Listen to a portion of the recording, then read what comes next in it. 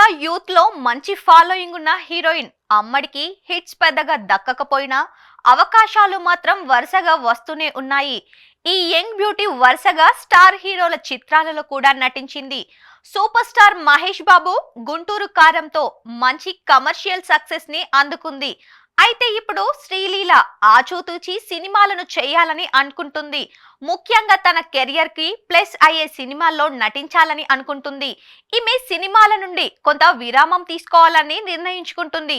ఆమె నటించిన సినిమాల్లో విడుదలవ్వని ఏకైక తెలుగు సినిమా పవన్ కళ్యాణ్ హీరోగా నటిస్తున్న ఉస్తాద్ భగత్ సింగ్.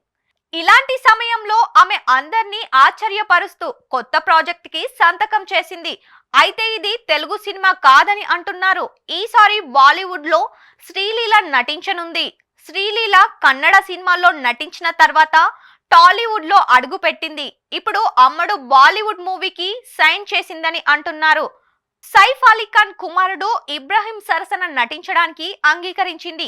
కునాల్ దేశ్ముఖ్ దర్శకత్వంలో రొమాంటిక్ డ్రామాలో శ్రీలీల నటించబోతున్నట్లు తెలుస్తుంది. ఆగస్టు 2024లో ఈ సినిమా సెట్స్ పైకి వెళ్లే అవకాశం ఉంది. ఈ సినిమా శ్రీలీలకు ఎలాంటి సక్సెస్ ని అందిస్తుందో చూడాలి మరి.